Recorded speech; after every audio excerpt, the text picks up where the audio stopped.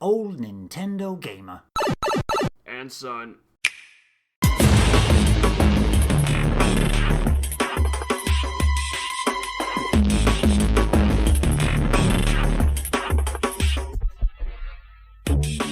New Joy-Cons, but once again, not the Joy-Con update that we were all wanting. It's a new Fortnite bundled Joy-Con. I don't know if you've seen this. One is blue. That's the left one. It's like it's the kind of Fortnite blue. The other one on the right-hand side, the right Joy-Con, is a yellow. And where the home button is one eye, and then they've drawn another eye next to that eye, and then a face, so it looks like a banana smiling. Which apparently is one of the character costume skins of Fortnite, so you can have those uniquely designed Fortnite Joy-Con for the price of normal Joy-Con, but it bundles it with 500 V-Bucks and some cosmetics for in-game, launching on June the 4th. Are you desperately wanting some new Joy-Con then, Nick? Nope, this is revolting. Banana-coloured Joy-Con, Greg? It's actually not a bad colour, to be fair. Like, I still want my neon green set, but I actually updated Fortnite during the week. I haven't played it yet. I'm gonna dip into it just to see how I feel about it now, but I'll probably still hate it. I've seen some screenshots of when I played it. I can't remember it looking that good. I think they must have done something. It looks a little bit even more cel-shaded than it used to. I don't know if it looks like that on other platforms or whether they've done something to the Switch one to optimize how it runs and all that. But it's looking the part, I suppose. But does it play the part? I'll see you on it later. That's it. Let us know, Greg. Animal Crossing New Horizons March 2021 update. We know all the Mario stuff that's coming and all that, but there's a couple of other bits and pieces. Nick, have you updated and played to use Sanrio cards, amiibo cards that is, or there's an update to the Custom Design app which goes into Custom Design Pro Editor Plus now, which allows more slots. There's an update gift. You can have the first anniversary cake. There's lots of new seasonal items. And Bunny Day is coming back. That's the big one. He's back. Zipper, on March the 28th, you can start collecting all those hidden eggs once again up until the actual Bunny Day, which is April the 4th. And you can now earn Nook points on the NookLink app. So you don't even have to open Animal Crossing on your Switch. You can all do it through the app, which should have been there from the beginning. Yeah, I've updated the game. Nothing really that exciting, I think, about this update, because the Sanrio themed cards are amiibo cards, aren't they, which you have to buy separately. Yes. They come in a 6-pack, but you're guaranteed to have all 6 pieces in one pack, basically. You just need to buy the one pack. Very much doubt I'm going to be able to find them here, but never mind. Not that interesting for me, really. The custom design app thing's pretty good. I've made probably about 5 or 6 different custom designs, just like copying pixels from NES games and stuff. I've done Link and Zelda and a couple of other ones as well, from the 8-bit games, which is good. So this, I suppose, this probably gives you a few more options as well if it's a pro editor, and yeah, more spaces is good because you can download them actually online. You can share them with friends, and even on websites you can scan the QR code and it puts it into the game, which is pretty good. I've got a few designs from that as well. I got the cake. Haven't done anything with it. Happy anniversary. I've got about 50 eggs left over from last year, so I don't need to do the hunt this year. But I was so annoyed when they did Bunny Day right after the game launched, because you know, when you first start Animal Crossing, you want to get all the fossils, you want to get all the fish, you want to get all the bugs and stuff like that. But when you were digging, it would be an earth egg, and when you were fishing, it would be a water egg every time, and it slowed down that process massively. So I hate Bunny Day, and I'm probably not going to play that much until it's over. But everything else, I haven't tried the online, the app. I guess it comes in the Nintendo Switch Online thing, yeah. Yes, that's one. Yeah, the extra content in there. So you obviously link your Switch to that app, and then you can get into what's called the Nook link. Okay. And part of that then, it allows you to trade for in-game items and all that within that app.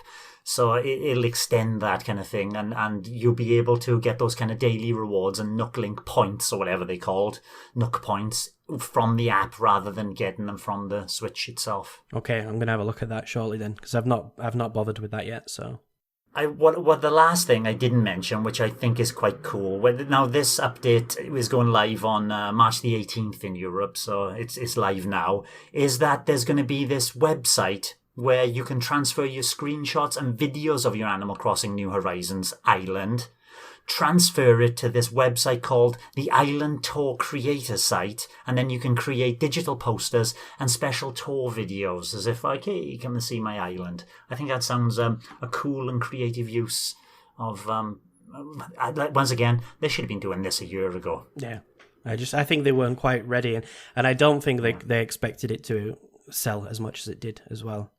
I thought they maybe would have expected a big explosion out of the gates and then sort of a slow accumulation of sales like the previous 3DS game did, but it just keeps selling and selling and selling. I think it's going to overtake Mario Kart at some point soon, which is crazy to think that it's going to be the biggest selling game on the Switch. And when they originally came out, they said they were going to support the game for 2 years. Mm-hmm. I don't know if it's like at least 2 years, but the 2 years were touted. So the first year's gone, and now we can see a return of an exact same event. Mm-hmm. So this support for this second year, Nick, I can't see anything much new happening apart from like adding that kind of tour creator thing. Yeah, I think they might come up with a few more unique events, because I mean there are long periods in Animal Crossing where nothing's really happening. You've got like 3 or 4 5-week periods where you're just waiting for the next event, basically. You've got the fishing tournament every 3 months, the bug catching tournament every 3 months. So I do think they might come up with a few new ideas and a few new items. And I wouldn't be surprised, given the number of copies it sold, if they did continue, like they did with Splatoon 2, if they continued beyond the original 2 years, especially if they're going to be light on content in the future for other titles. I mean, if any other games get delayed or if there's a gap in the schedule, I think Animal Crossing's the one they'll go to and sort of plug it with a little bit of new content. It's one of those things we talk about, this cross content as well, Greg, where they could be adding in things for new games like Pikmin coming out, Pikmin accessories, Pikmin furniture, and then a new F-Zero comes out and everybody's driving around in Blue Falcons. Yeah, all these good ideas, but they never really come to fruition. Like, I'm sure that day will come when, like, I will get that wee itch to go back and see what my island is doing. Maybe if it is like F-Zero accessories or something, but today's not the day. Damn. And like Nick has alluded to, there's a lot of copies out there, and in Europe it is now the fastest selling Nintendo game ever, with a third of the 20 million plus Switch owners owning a copy. A third. What a kickback that has been for Nintendo, Greg. Yep, well done. It's 2/3, yeah, 2 out of 3. Like, it's great. Like, I'm glad there's a game that people are so attached to. I just wish it was something else. Yeah. Similar sentiments, Nick. Yeah, I mean, I was really skeptical about Animal Crossing before it launched. I thought they hadn't really done enough to differentiate it between the other ones, and I thought the new stuff like the terraforming was a bit weak. But having played New Leaf a few weeks ago, they really have, like, being able to place items outside has completely transformed it, because it just gives you so much more scope to develop your island in the way you want to do it. And the terraforming as well does give you a lot of freedom. So, I mean, it is definitely quite a big step up. I think it's easily the best Animal Crossing game that's ever released. I still think the GameCube one, in its sort of beautiful simplicity, occupies a very special place in my heart. But from all the other releases on the DS, the Wii, and the 3DS, this is by far better. So, yeah, I think they've done a good job in expanding it and extending it beyond the original idea that it had at the beginning, and especially with the online integration as well. It kind of works now in a way that the GameCube version didn't, because that was contained in one household, whereas now it is. I mean, it does feel much more like a multiplayer online game that works really well. So it's good. Yeah, good job. And talking about multiplayer online games that work really well, will Super Bomberman R online? Now, Super Bomberman R is already on the Switch as a paid content. It's got a bit of a story mode. It's got some online battles and all that. Did any of you two purchase that one? Nope. I have it, yes. How does it hold up, Greg? Well, I never really played it. I actually hadn't played a Bomberman game before it, so it was my first sort of foray into it. So, I'm not a huge fan. Whenever we talk about jumping online to play games together, Bomberman never comes into my head as one that I really want to play. It seems fine. I played through the story mode and all, and it was okay, but I wouldn't be excited for this as such.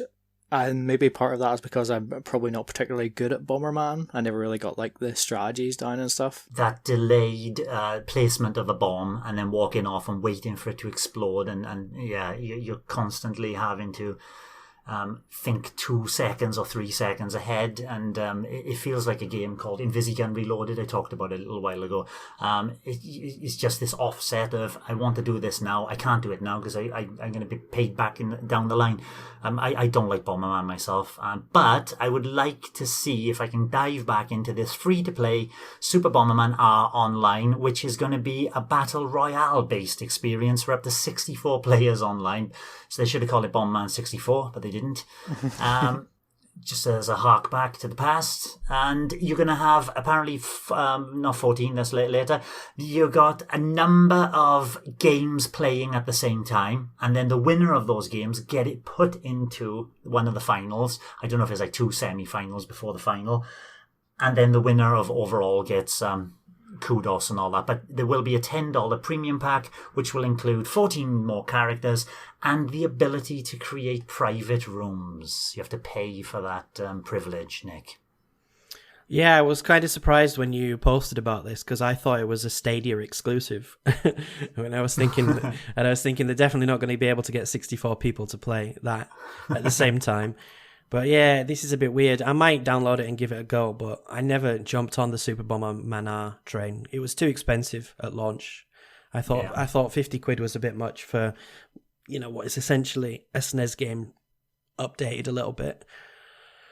And yeah, even when it's been on sale, I've never really felt the urge to jump in. I liked Bomberman on the SNES. I did have, or at least I borrowed one of the SNES games, which was a lot of fun in multiplayer. But yeah, this has never really appealed to me. I'll probably give it a go though. But I don't think it'll last more than 30 minutes or an hour before it gets deleted.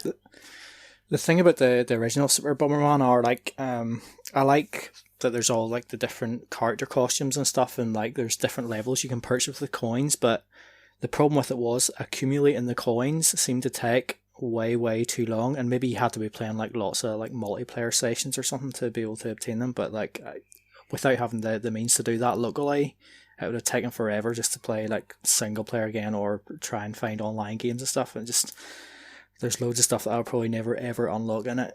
There's another game we should play online, and we always talk about playing online, and it's Worms, WMD. The follow-up to Worms WMD from Team 17, the publishers once again, is the arena-based 32-player multiplayer real-time combat Worms game called Worms Rumble. It's heading to the Switch with cross-platform play as well, which is quite cool. Always nice and inclusion when they do that, and it's hitting sometime in 2021 thanks to who's Worms? Konami? Team 17. No. Team 17 is a publisher here. Can't remember what the developers are, but it must be Team 17 themselves. Thanks to one of their financial meetings, they've dropped that information, Nick. Yeah, again, another one. Worms, I never picked it up on the Switch because I thought it was a little bit too expensive at full price. I know it's been on sale a couple of times, and I know some people have picked it up and played it online, but yeah, just never enticed me. This does look quite interesting now. 32 player-based combat. Does that mean there's going to be multiple teams fighting at once, or is it going to be kind of a, not battle royale, but a sort of final, semi-final, quarter-final type thing? I don't know. It looks like there's 32 people on killing each other, but yeah, I suppose it's kind of in my mind anyway, it would be team-based or free-for-all, you know. So yeah, I'll keep an eye madness. on it. I'll keep an eye on it. Yeah, and I would like to play the original one. if it ever went to a decent price. I think Greg has got it, yeah? Mm-hmm. Yeah. I have it. And you've got it as well? Yeah. Yeah, we It's play each frustrating other. There's so much fun to be had there. It's frustrating maybe that we don't really get to play it, I suppose, like, or we don't make time to play it. I think like the best way to play Worms is like in a group of people locally that all have like, you almost create like your own sort of like rule sets kind of how to play the game. Is I had some great times as like a kid playing with my friends, like, but I wish I could get into the Switch one, and I have this one already downloaded on PlayStation, but I haven't opened it yet, so I don't really know what it's like. And it's just complicated enough that whenever I drop into a new game, I've completely forgotten everything how to play, and you're going to have to go back to the tutorial. There is an extensive tutorial on Worms WMD, which is quite, it shows you through everything. It takes a long time to get through that tutorial. But you earn things as you go through it. But I enjoyed that game thoroughly. Moving on, Super Nintendo World in Universal Studios Japan has opened to the public with Shigeru Miyamoto and the Chief Executive Officer of Universal Studios Japan, J.L. Bonnier, chanting "We are Mario" with the guests who got the privilege to be there. They walked through the walk pipes into the park and then just went wild and enjoyed themselves from all the pictures that you can see there, especially as it wasn't too busy because of COVID restrictions. Those lucky Japanese tourists there, Nick, got a wonderful day out. Yeah, not bad. I wonder how long it's going to be before you're allowed to go there. Because I just heard that Japan have banned foreigners from coming to the Olympics. So I think they might be closed for a little while longer, unfortunately. So Japan going to win all the golds. But as soon as it does open, I'll be planning my way across there sometime within 2022. Hopefully it's soon. Yeah. But it's good that it's actually open now, and if once the Olympics starts as well, I think maybe we'll see, because I don't think Japan have started vaccines or anything either, or they're very, very slow in the vaccine. So I hope everything sort of gets back to normal fairly soon over the summer. Yeah, someone I follow on Twitter called Mr. Japan. He is a northerner who's living in Japan. He tweets photos of all bits and pieces of Japan and games and all that, and he said, they're very slow with the vaccine over here. They're going back into lockdown. They just coming out of it. They're back in and out of lockdown constantly there. So, not quite yet, Greg, if you want to pop there as well. It'll be a long time. Moving on to the World Video Game Hall of Fame. This happens every year. This year, they're gonna choose a few games from this list of 12 on Thursday, May the 6th, to memorize and commemorate and keep in the Hall of Fame forever. Animal Crossing's on there, but this was the GameCube one. Call of Duty, the original, Farmville, FIFA International Soccer, one of the original ones. I'm going to list all these 12 and ask which ones, two. Let's pick two each to see what should go into the Hall of Fame here. Guitar Hero, Mattel Football, Microsoft's Flight Simulator, Pole Position, Portal, StarCraft, I'm thinking of Lara Croft, StarCraft, Tron, and where in the world is Carmen Sandiego? Nick, what's getting in there? I would put Guitar Hero in there, definitely, because I don't think there's ever going to be another one again. I think that's done. I think that's it, stuck in history now. And if I'm not going to be biased and choose Animal Crossing, I'd probably choose Flight Simulator. Because it did something revolutionary. At the time when it came out in the 90s, it did something revolutionary, and we've seen now in the last year with the new version, just how far it's come. I think there's only been that original in this one, hasn't there? As far as I know, I don't think there's been any sort of... Not too sure, unless they've iterated upon the original one. And that's a game I'd really like to play, actually. It's finally come out on Steam fairly recently, and I would like to check it out at some point. But it's €70. It's very expensive, so I'm going to wait. It's not something I'm going to pay €70 to play, but I would like to give it a go. The new one, at least. Greg, is FIFA getting in there? Well, it's been around long enough, like every year. Yeah. I don't feel passionately about any of these that I would care about them being in a Hall of Fame, and I kind of wonder what the other games were that were being touted before they'd settled on these 12 finalists. But I'm not gonna give you your two names that you want because I don't care. Well, I'm going to plump for pole position because I played that in the arcades, and that, at the time that was a wonderful F1 kind of simulator. Looking back at it now, of course, it's not, but it should hold a place in the Hall of Fame for me. And then I'm torn between, I'd probably go for Guitar Hero as well, just because that was revolutionary in its time as a rhythm game that utilized extra peripherals and did something, especially when they added in drums and all that later as well. But the original one was amazing. Never played it. I only played it quickly on the GameCube when my brother had it. A lot of fun on Christmas Day many, many years ago. That is going to be held on Thursday, May the 6th. Look out for that one. And then some news from EVO, which is the world's largest and longest running fighting game tournament. Sony and RTS have purchased the entire thing. This has called into question after they said, here's the lineup for EVO for 2021, which will be an online experience because of COVID restrictions again. Mortal Kombat 11, Tekken 7, Street Fighter 5 Championship Edition, and Guilty Gear Strive. They did say that other titles will be announced soon, and everybody then went straight looking to Nintendo and said, oh, Sony have got EVO. Is Smash Brothers going to be there?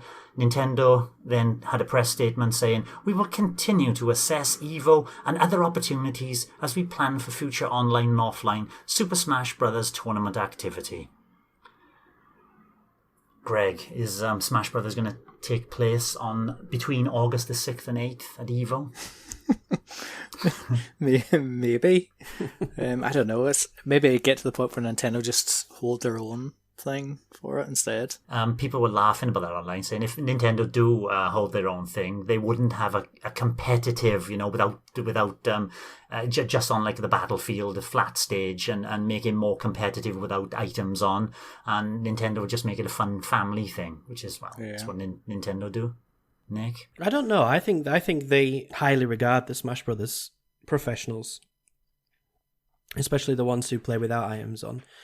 I think it would be a good idea. I've enjoyed when they've done these like Nintendo Championships previously. I've enjoyed watching them. Like, no, I'm not sat there like glued to the screen, but I've got them on in the background, and they have good production, commentators, things like that. I think it's really well done, and I think they could, have one day different game on each day, like Smash Brothers tournament, a Splatoon tournament, and a Mario Kart tournament, whatever. I think that would actually be a really good thing. I think it would.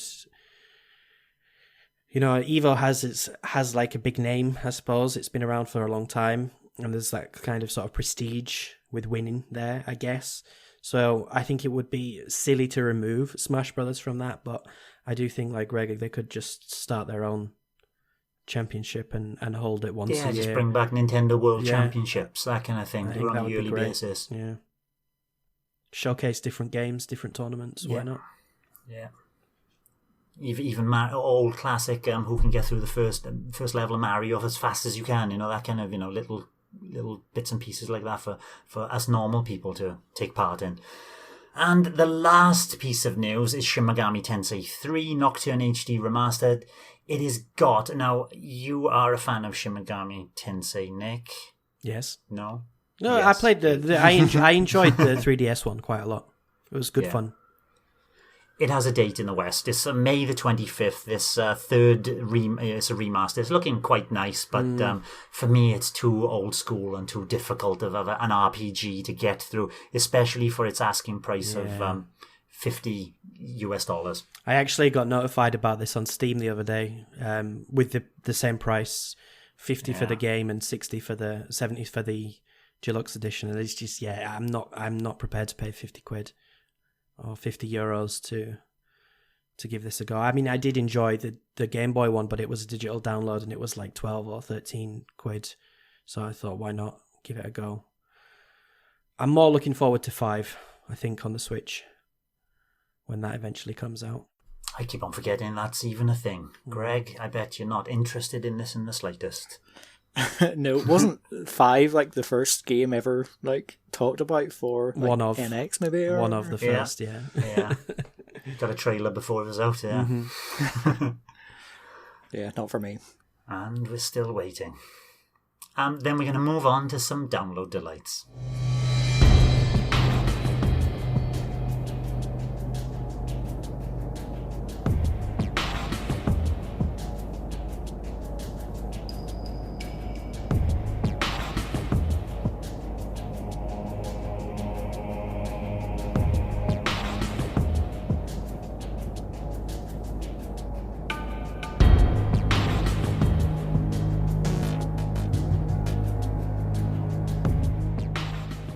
It is a really big week this week.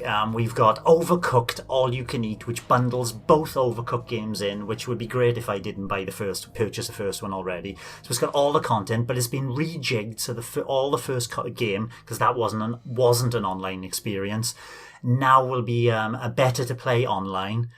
Which the second game was online, but at least this all-you-can-eat version will be having online cross-platform, which I think will be a wonderful thing for Overcooked players there. And I have enjoyed Overcooked in the past. But they're asking on 23rd of March, £30 for it. Anybody interested in cooking all they can, Nick? I would be if also, like you, I hadn't bought the first game. Yeah. That's the thing that I've already spent money on the first one. I don't want to spend money on it again. I did download the free Overcooked 2 version that was on 2 or 3 weeks ago. And I got quite far. Well, it wasn't even a demo; it was a full game trial, wasn't it? Yeah, it was a full game. Yeah. I enjoyed it. I think I got halfway through the second world before it started getting a little bit difficult. And it is definitely a game that is not quite as fun to play on your own, because switching between the chefs is not easy, and it becomes quite stressful and stuff like that. You still have to do that in the second one, yeah? Yeah. Yeah, if you're playing one player, you do. Yeah. And I like the games, and I think the first one would be a lot more enjoyable to play through with another person online. But yeah, if they'd done something like, if you own either of the first 2 games, you get like a discount, that would be better. Yeah. And then I could just delete the first one and keep this as the main game. But I do enjoy this series. I think it's great, but it's not that fun when you're playing alone, especially as you get further into the game. I'm a big Muppets fan, and if you pre-order this, you'll get the I think I mentioned it before. You get the Swedish chef from the Muppets as a costume for one of your cooks. So I'd be using that all the time if I did. Greg, I'm good. No Swedish chefs in Greg's house. Moving on to a couple more games. Tales from the Borderlands is for me, but I'm not going to pick it up at its $19.99 price on 24th of March. Then on Friday, we've got a couple of big ones dropping. First of all, Monster Hunter Rise, which is coming as a normal edition, which I've already pre-ordered, and it just popped onto my Switch a couple of days ago. On last Friday, I came home from work, and bing, it was already downloaded. I'm waiting for it to basically unlock on 26th of March rather, which is next Friday. And they've also got the digital deluxe edition of that. Balan Wonderworld on the 26th of March as well, which had a terrible demo on about a month ago. That's coming for $49.99. They've promised to have a day one patch, but I have very... I'd be worried if anybody picked this up. And Story of Seasons, which is looking far better than the other one that dropped, Harvest Moon, the other day, Harvest Moon 5. This is Pioneers of Olive Town. This is $44.99, and they've got the digital deluxe versions of this with DLC packs as well. Greg, anything from those ones? You were hunting online? I wasn't. I might download the demo to try it, because I'm mildly curious. Balan Wonderworld looked terrible from the first moment I ever saw it, so I'll stay clear of that. And I'll try Monster Hunter, but we'll see what happens. I'll have to try and see you online. I still got the demo there. Yeah, Nick. Yeah, still no plans to get this on day one, really. I'm probably going to wait a little bit. I would have thought you'd be all in for Tales of the Borderland. Yes, but if you give it about 6 months, they normally drop at least half price. And I picked up I quite like the Telltale games. They're quite nice little point and click adventures. I ended up picking up the Walking Dead. The final chapter hasn't dropped in price really, but the 3 of them for like about £3 each, from its original £20. So yeah, just wait a little bit for those. Yeah, the other 2 don't really intrigue me. Balan Wonderworld and Story of Seasons. I'm going to skip that at $44.99. It's far too expensive. It's far, it is for what they're asking. Moving on to some of the sales, and Dragon Quest games are still on sale. All the Final Fantasy games, I've highlighted Final Fantasy VII here, are 50% off once again. Those are usual things. But I suppose little things that stick out for me were Castle Storm, which is made by Zen Studios of Pinball FX3 fame. They have it's a bit like Swords and Soldiers, but they've got this catapult action where you can hit the enemy castles at the same time as well, a bit like Angry Birds. Then Bee Simulator's dropped quite significantly down to £8.74. Greg might say if this is worth it. WRC 8 is down to £11. And once again, the Bit Trip games are cheaper than they've ever been. Anything there, Nick? No, not this week. I think I'll let Greg speak about it, but I think 1124 still looks too expensive for WRC 8. Doesn't look like it's even worth that, to be honest. And I'm disappointed that there's still no more Heroes 2. No more Heroes 2 on that list. I'm waiting for a sale so I can finally pick it up. It's been a dire week this week. It's hard to just get through those ones. It's like there's very little on offer, Greg. Yeah, it was a pretty weak sale this week, unfortunately. The Bit Trip games are like not a bad price. They're at $2.24, but like I have the Saga on 3DS, so I'll just stick with it there, I think. WRC is a tricky one because in terms of like rally games on the Switch, I would say it's probably the best one that we've got.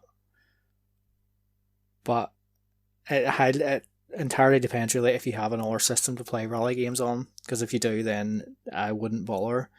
But if you only have the Switch and you're not used to playing like other racing games that are like 60 frames per second and like look decent graphically, then by all means go for it. Like, because so I think you want something that jutters and stutters and doesn't look nice. Okay. Yeah, it's one of the things. Like I bought it. It must have been. How much did you pay for it? It was much the same. It must have been about £11-12. So when I got it and played through it, it must have been pretty much about a year ago.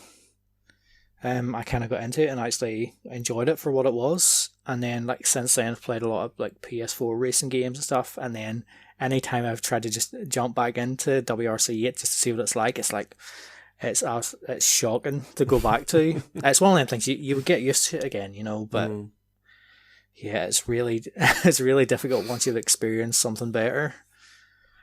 But there's a lot worse racing games out there. Thanks for watching, and don't forget to hit the subscribe button and give us a like if you've enjoyed our content. You can also check out our other great content on Twitter, Facebook, Instagram, and the N-E Café podcast from all good podcast providers. Just follow the links in the description below.